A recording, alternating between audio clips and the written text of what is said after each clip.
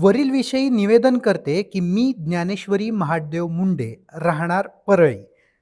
मी येथील रहिवासी असून माझे पती महादेव दत्तात्रय मुंडे यांची 20/10/2023 रोजी अत्यंत निर्दयीपणे हत्या झाली असून या हत्येच्या तपासाच्या अनुषंगाने तपास यंत्रणांनी सर्व महाराष्ट्रात गाजलेल्या मस्साजोग येथील सरपंच संतोष देशमुख यांच्या हत्येतील प्रमुख आरोपी वाल्मिक कराड आणि त्यांच्या टोळीवर माझ्या पतीच्या हत्येसंदर्भात तपास सुरू असून त्यांच्या टोळीतील लोक संशयित म्हणून ताब्यात घेतलेले आहेत. वाल्मिक कराड आणि त्यांची मुलं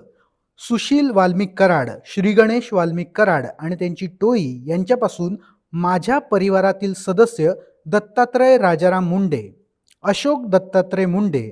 प्रणव महादेव मुंडे, पंकज महादेव मुंडे, प्रवीण महादेव मुंडे तसेच माझा भाऊ सतीश भगवानराव फड, माझे वडील भगवान मारुती फर यांच्या जीवितास धोका निर्माण झालेला आहे. माझ्या परिवारातील या लोकांवर काही अनपेक्षित प्रकार घडल्यास किंवा त्यांना धमकी, ब्लॅकमेल, मारहाण अशा स्वरूपाच्या गंभीर घटना घडल्यास किंवा त्यांच्या विरुद्ध कोणतीही अनैसर्गिक घटना घडल्यास सुशील वाल्मिक कराड, श्रीगणेश वाल्मिक कराड आणि त्यांची टोळी केवळ हेच जबाबदार राहतील. माझ्या या निवेदनाची गांभीर्याने दखल घेऊन त्याच्यावर योग्य ती प्रतिबंधात्मक कारवाई करावी,